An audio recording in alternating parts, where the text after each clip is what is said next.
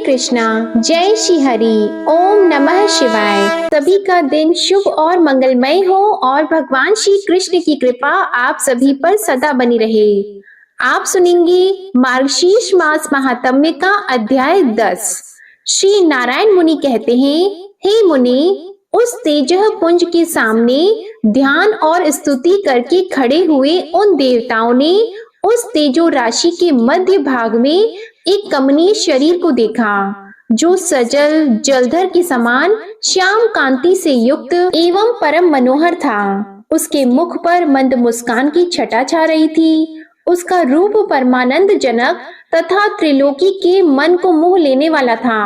उसके दोनों गालों पर मकर आकार कुंडल जगमगा रहे थे। उत्तम रत्नों के बने हुए नुपुरों से उसके चरणाविंदों की बड़ी शोभा हो रही थी। उसी तेज पुंज में देवताओं ने मनोहर अंग वाली श्री राधा को भी देखा। वे मंद मुस्कुराहट के साथ अपनी ओर देखते हुए प्रियतम को तिरछी चितवन से निहार रही थीं। उन श्रेष्ठ परमेश्वर और सुंदरी परमेश्वरी का ध्यान करके सब देवताओं को बड़ा आश्चर्य हुआ। उनके संपूर्ण मनोरथ पूरे हो गए। अतः अब उन देवताओं ने पुनः भगवान की स्तुति आरंभ की। ब्रह्मा जी बोले, परमेश्वर, मेरा चित्त रूपी भ्रमर आपके चरणाविंद में निरंतर प्रेम भक्ति पूर्वक भ्रमण करता रहे। शांति रूपी औषध देकर मेरी जन्म मरण के रोग से रक्षा कीजिए तथा मुझे सुदृढ़ एवं अत्यंत परिपक्व भक्ति और दास्य भाव दीजिए। भगवान शंकर ने कहा, प्रभु, भव सागर में डूबा हुआ मेरा चित्त रूपी मत्स्य सदा ही इस घोर संसार रूपी कूप में चक्कर लगाता रहता है। सृष्टि और संहार यही इसका अत्यंत निंदनीय विषय है। आप इस विषय को दूर कीजिए और अपने चरणाविंदों की भक्ति दीजिए। धर्म बोले, मेरे ईश्वर, आपके आत्मीय जनों के साथ मेरा सदा समागम होता रहे, जो विषय रूपी बंधन को काटने के लिए तीखी तलवार का काम देता है तथा आपके चरणाविंदों में स्थान दिलाने का एकमात्र हेतु है। आप जन्म जन्म में मुझे अपने चरणाविंदों की भक्ति प्रदान कीजिए। भगवान नारायण कहते हैं, इस प्रकार स्तुति करके पूर्ण मनोरथ हुए वे तीनों देवता कामनाओं की पूर्ति करने वाले श्री राधा वल्लभ के सामने खड़े हो गए। देवताओं की यह स्तुति सुनकर कृपा निधान श्री कृष्ण के मुख अरविंद पर मंद मुस्कान खिल उठी। वे उनसे हितकर एवं सत्य वचन बोले। श्री कृष्ण ने कहा, तुम सब लोग इस समय मेरे धाम में पधारे हो। यहाँ तुम्हारा स्वागत है, स्वागत है। शिव के आश्रय में रहने वाले लोगों का तो कुशल पूछना उचित नहीं है। यहाँ आकर तुम निश्चिंत हो जाओ। मेरे रहते तुम्हें क्या चिंता है? मैं समस्त जीवों के भीतर विराजमान हूँ, परंतु स्तुति से ही प्रत्यक्ष होता हूँ। तुम्हारा जो अभिप्राय है वह सब मैं निश्चित रूप से जानता हूँ। देवताओं, शुभ अशुभ जो भी कर्म है वह समय पर ही होगा। बड़ा और छोटा सब कार्य काल से ही संपन्न होता है। वृक्ष अपने अपने समय पर ही सदा फूलते और फलते हैं। समय पर ही उनके फल पकते हैं और समय पर ही वे कच्चे फलों से युक्त होते हैं। सुख दुख, संपत्ति विपत्ति, शोक चिंता तथा शुभ अशुभ सब अपने अपने कर्मों के फल हैं और सभी समय पर ही उपस्थित होते हैं। तीनों लोकों में न तो कोई किसी का प्रिय है और न अप्रिय है। समय आने पर कार्यवश सभी लोग अप्रिय अथवा प्रिय होते हैं। तुम लोगों ने देखा है, पृथ्वी पर बहुत से राजा और मनु हुए और वे सभी अपने अपने कर्मों के फल के परिपाक से काल के अधीन हो गए। तुम लोगों का यहाँ गोलोक में जो एक क्षण व्यतीत हुआ है, उतने में ही पृथ्वी पर 7 मनवंतर बीत गए। 7 इंद्र समाप्त हो गए। इस समय 8वें इंद्र चल रहे हैं। इस प्रकार मेरा काल चक्र दिन रात भ्रमण करता रहता है। इंद्र, मनु तथा राजा सभी लोग काल के वशीभूत हो गए। उनकी कीर्ति, पृथ्वी, पुण्य और पाप की कथा मात्र शेष रह गई है। इस समय भी भूमि पर बहुत से राजा दुष्ट और भगवान निंदक हैं। उनके बल और पराक्रम महान है, परंतु समय अनुसार वे सब के सब कालांतक यम के ग्रास हो जाएंगे। यह काल इस समय भी मेरी आज्ञा से उपस्थित है। वायु मेरी आज्ञा मानकर ही निरंतर बहती रहती है। मेरी आज्ञा से ही आग जलती और सूर्य तपते हैं। देवताओं मेरी आज्ञा से ही सब शरीरों में रोग निवास करते हैं। समस्त प्राणियों में मृत्यु का संचार होता है तथा वे समस्त जलधर वर्षा करते हैं। मेरे शासन से ही ब्राह्मण ब्राह्मणत्व में, तपोधन तपस्या में, ब्रह्मर्षि ब्रह्म में और योगी योग में निष्ठा रखते हैं। वे सब के सब मेरे भय से भीत होकर ही स्वधर्म कर्म के पालन में तत्पर हैं। मेरे जो भक्त हैं वे सदा निशंक रहते हैं, क्योंकि वे कर्म का निर्मूलन करने में समर्थ हैं। देवताओं मैं काल का भी काल हूँ, विधाता का भी विधाता हूँ, संहारकारी का भी संहारक तथा पालक का भी पालक, परात्पर परमेश्वर हूँ। मेरी आज्ञा से ये शिव संहार करते हैं, इसलिए इनका नाम हर है। तुम मेरे आदेश से सृष्टि के लिए उद्यत रहते हो, इसलिए विश्व सृष्टा कहलाते हो और धर्मदेव रक्षा के कारण ही पालक कहलाते हैं। मैं भक्तों का प्राण हूँ और भक्त भी मेरे लिए प्राणों के समान हैं। जो नित्य मेरा ध्यान करते हैं उनका मैं दिन रात स्मरण करता हूँ। 16 अरों से युक्त अत्यंत तीखा सुदर्शन नामक चक्र महान तेजस्वी है। संपूर्ण जीवधारियों में जितना भी तेज है वह सब उस चक्र के तेज के 16वें अंश के बराबर भी नहीं है। आप सब देवता और प्राणाधिका लक्ष्मी भी मुझे भक्त से बढ़कर प्यारी नहीं है। देवेश्वरों भक्तों का भक्ति पूर्वक दिया हुआ जो द्रव्य है उसको मैं बड़े प्रेम से ग्रहण करता हूँ, परंतु अभक्तों की दी हुई कोई भी वस्तु मैं नहीं खाता।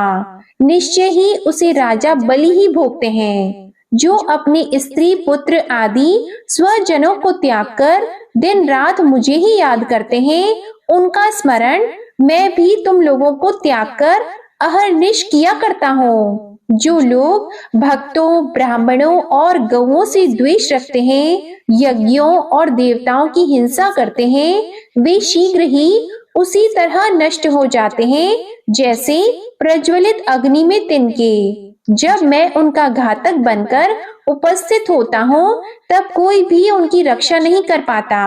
देवताओं मैं पृथ्वी पर जाऊंगा, अब तुम लोग भी अपने स्थान को पधारो और शीघ्र ही अपने अंश रूप से भूतल पर अवतार लो। ऐसा कहकर जगदीश्वर श्री कृष्ण ने गोपों और गोपियों को बुलाकर मधुर, सत्य एवं समयोचित बातें कहीं। गोपों और गोपियों सुनो, तुम सबके सब नंद राय जी का जो उत्कृष्ट व्रज है वहां जाओ, उस व्रज में अवतार ग्रहण करो। राधिके तुम भी शीघ्र ही वृषभानु के घर पधारो। वृषभानु की प्यारी स्त्री बड़ी साध्वी है, उनका नाम कलावती है। वे सुबल की पुत्री हैं और लक्ष्मी के अंश से प्रकट हुई हैं। वास्तव में वे पितरों की मानसी कन्या हैं तथा नारियों में धन्या और मान्या समझी जाती हैं। पूर्व काल में दुर्वासा के शाप से उनका व्रज मंडल में गोप के घर में जन्म हुआ है। तुम उन्हीं कलावती की पुत्री होकर जन्म ग्रहण करो। अब शीघ्र नंद व्रज में जाओ। हे कमलाननी, मैं बालक रूप से वहां आकर तुम्हें प्राप्त करूंगा। हे राधे, तुम मुझे प्राणों से भी अधिक प्यारी हो और मैं भी तुम्हें प्राणों से भी बढ़कर प्यारा हूँ। हम दोनों का कुछ भी एक दूसरे से भिन्न नहीं है, हम सदैव एक रूप हैं। मुने यह सुनकर श्री राधा प्रेम से विह्वल होकर वहां रो पड़ी और अपने नेत्र चकोरों द्वारा श्री हरि के मुख चंद्र की सौंदर्य सुधा का पान करने लगी। गोपों और गोपियों, तुम भूतल पर श्रेष्ठ गोपों के शुभ घर घर में जन्म लो। श्री कृष्ण की यह बात पूरी होते ही वहां सब लोगों ने देखा एक उत्तम रथ वहां आ गया। वह श्रेष्ठ मणि रत्नों के सार तत्व तथा हीरक से विभूषित था। लाखों श्वेत चंवर तथा दर्पण उसकी शोभा बढ़ा रहे थे। वह अग्नि शुद्ध सूक्ष्म गेरुए वस्त्रों से सजाया गया था। सोने का बना हुआ वह सुंदर विमान अनुपम तेज पुंजमय दिखाई देता था। उससे सैकड़ों सूर्यों के समान प्रकाश फैल रहा था तथा उस विमान पर बहुत से श्रेष्ठ पार्षद बैठे हुए थे। उस विमान में एक श्याम सुंदर कमनीय पुरुष दृष्टिगोचर हुआ, जिनके 4 हाथों में शंख, चक्र, गदा और पद्मा शोभा पा रहे थे। उन श्रेष्ठ पुरुष ने पीतांबर पहन रखा था। उनके मस्तक पर किरीट, कानों में कुंडल और वक्ष स्थल पर वनमाला शोभा दे रही थी। उनके श्री अंग चंदन, अगुरु, कस्तूरी तथा केसर के अंगराग से अलंकृत थे। 4 भुजाएं और मुस्कुराता हुआ मनोहर मुख देखने ही योग्य था। भक्तों पर अनुग्रह करने के लिए वे आकुल दिखाई देते थे। उनके वाम भाग में सुरम्य शरीर वाली शुक्ल वर्णा, मनोहरा, ज्ञान रूपा एवं विद्या की अधिष्ठात्री देवी सरस्वती जी दिखाई दी, जिनके हाथों में वेणु, वीणा और पुस्तकें थी। वे भी भक्तों पर अनुग्रह करने के लिए कातर जान पड़ती थी। उन महानारायण के दाहिने भाग में शरद काल के चंद्रमा की सी प्रभा तथा तपाए हुए सुवर्ण की भांति कांति से प्रकाशमान परम मनोहरा और रमणीय देवी लक्ष्मी दृष्टिगोचर हुई, जिनके मुखारविंद पर मंद मुस्कान खेल रही थी। वे अपनी ओर देखने वाले नारायण देव को तिरछी चितवन से निहार रही थी। पत्नियों और पार्षदों के साथ शीघ्र ही विमान से उतरकर वे नारायण देव गोप गोपियों से भरी हुई उस रमणीय सभा में जा पहुँचे। उन्हें देखते ही ब्रह्मा आदि देवता, गोप और गोपी सब के सब आनंद उठकर खड़े हो गए। सबके हाथ जुड़े हुए थे। देवर्षि गण साम वेदोक्त स्तोत्र द्वारा उनकी स्तुति करने लगे। उनकी स्तुति समाप्त होने पर नारायण देव आगे जाकर श्री कृष्ण विग्रह में विलीन हो गए। यह परम आश्चर्य की बात देखकर सबको बड़ा विस्मय हुआ। इसी समय वहां एक दूसरा सुवर्णमय रथ आ पहुंचा। उससे जगत का पालन करने वाले त्रिलोकीनाथ विष्णु स्वयं उतरकर उस सभा में आए। उनके 4 भुजाएं थीं। वनमाला से विभूषित, पीतांबरधारी, संपूर्ण अलंकारों की शोभा से संपन्न तथा करोड़ों सूर्यों के समान प्रकाशमान श्रीमान विष्णु बड़े मनोहर दिखाई देते थे। वे मंद मंद मुस्कुरा रहे थे। मुनि, उन्हें देखते ही सब लोग उठकर खड़े हो गए। सब ने प्रणाम करके उनका स्तवन किया।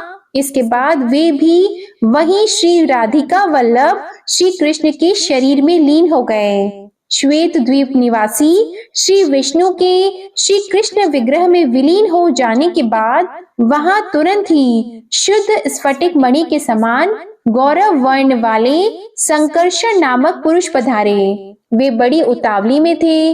उनके सहस्त्रों मस्तक थे तथा वे 100 सूर्यों के समान दैदीप्यमान हो रहे थे। उनको आया देख सबने उन विष्णु स्वरूप संकर्षण का स्तवन किया।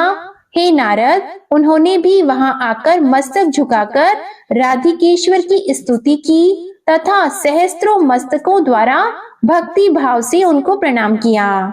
इसके बाद धर्म के पुत्र स्वरूप हम दोनों भाई नर और नारायण वहां गए। मैं तो श्री कृष्ण के चरणाविंद में लीन हो गया, किंतु नर अर्जुन के रूप में दृष्टिगोचर हुआ।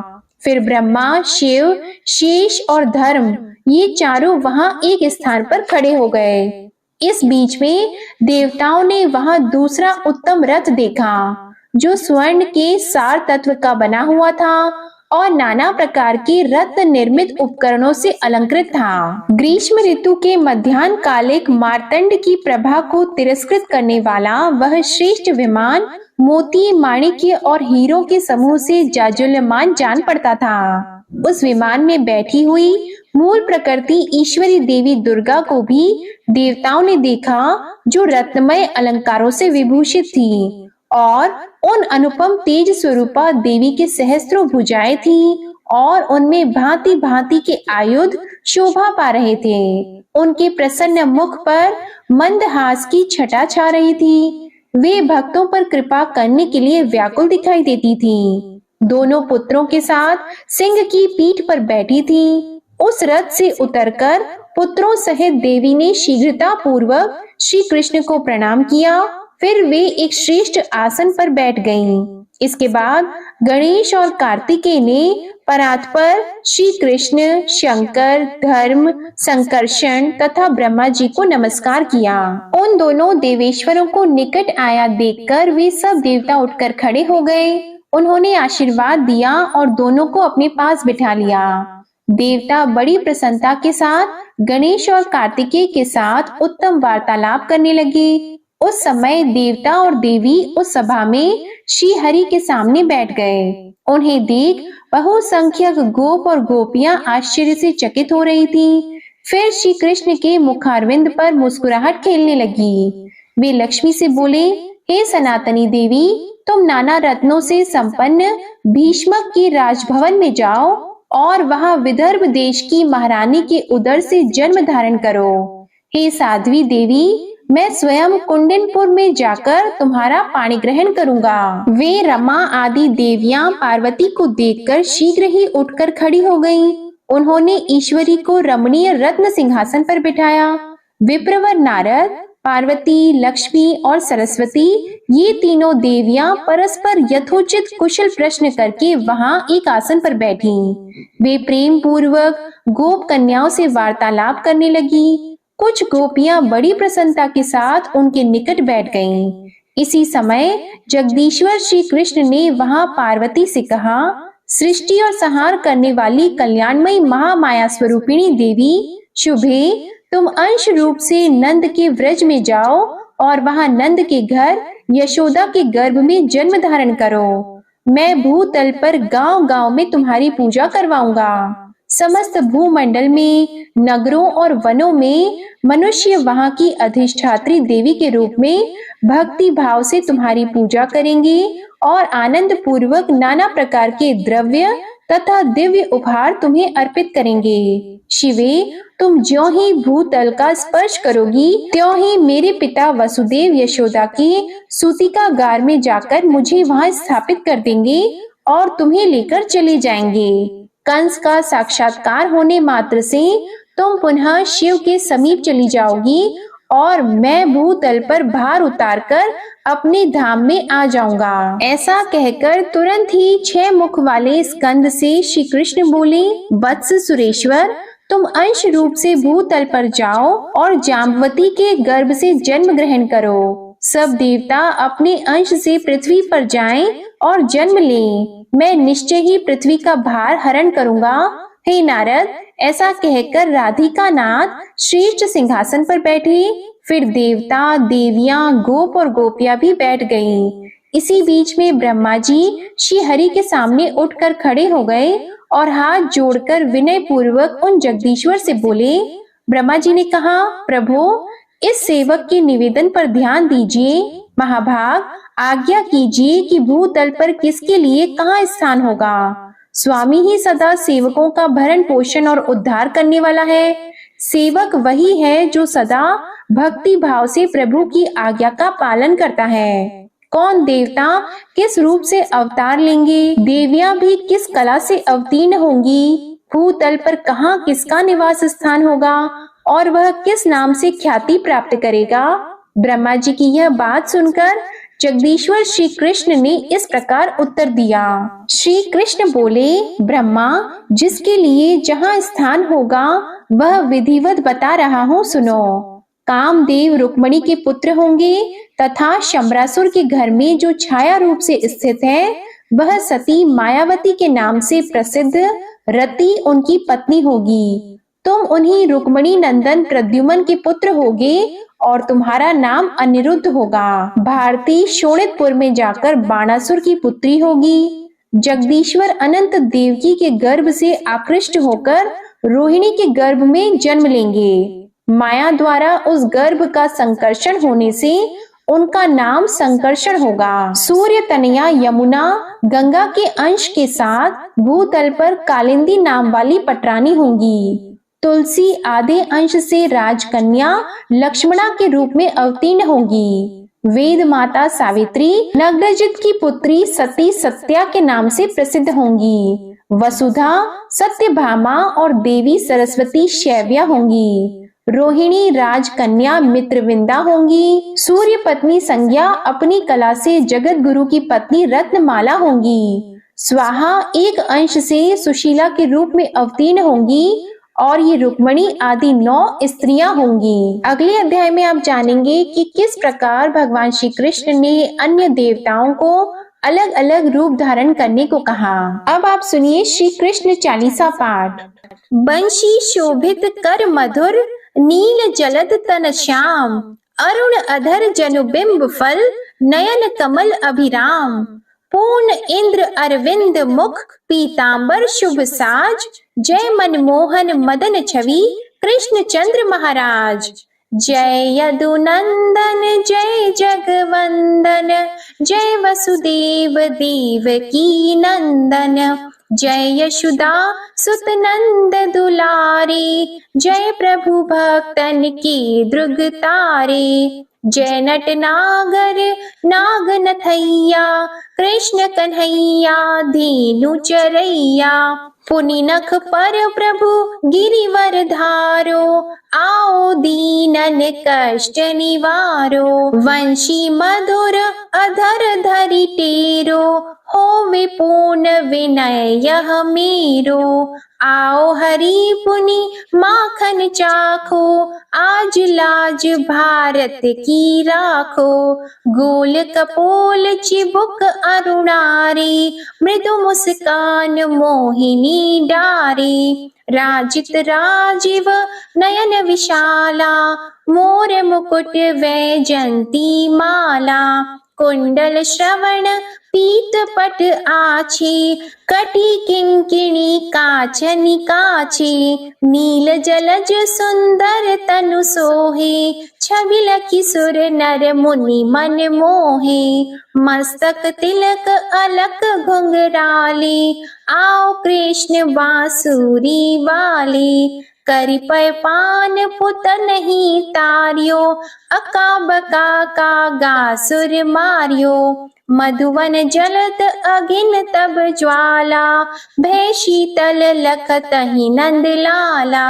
सुरपति जब ब्रज चढ़ साई, मूसर धार वारी वर्षाई। लगत लगत व्रज चहन बहायो, गोवर्धन नख धारी बचायो। लखी यशोदा मन भ्रम अधिकाई, मुख मंद 14 भुवन दिखाई। दुष्ट कंस अति उधम मचायो, कोटि कमल जब फूल मंगायो। नाथी कली यहीं तब तुम लीन है, चरण चिन्ह दे निर्भय कीन है। करि गोपिन संग रास विलासा, सबकी पूर्ण करि अभिलाषा। केतिक महा असुर संहार्यो, कंसहि केस पकड़ी दे मारियो। मात पिता की बंदी छुड़ाई, उग्रसेन कह राज दिलाई। महिषी मृतक छहो सुत लायो, मातु देव की शोक मिटायो। भौमासुर मुर दैत्य सहारी, लाए 68 सहस कुमारी। देवी मही तृण चीर सहारा, जरा सिंधु राक्षस कहि मारा। असुर बकासुर आदिक मारियो, भक्तन के तब कष्ट निवार्यो। दीन सुदामा की दुख टारियो, तंदुल 3 मूठ मुख डारियो। श्री कृष्ण चालीसा समाप्त होती है। प्रेम से बोलिए भगवान श्री कृष्ण की जय। आपको ये कथा पसंद आए तो प्लीज वीडियो को लाइक करके चैनल को जरूर सब्सक्राइब करिएगा और कमेंट में भगवान श्री कृष्ण की जय भी लिखिएगा।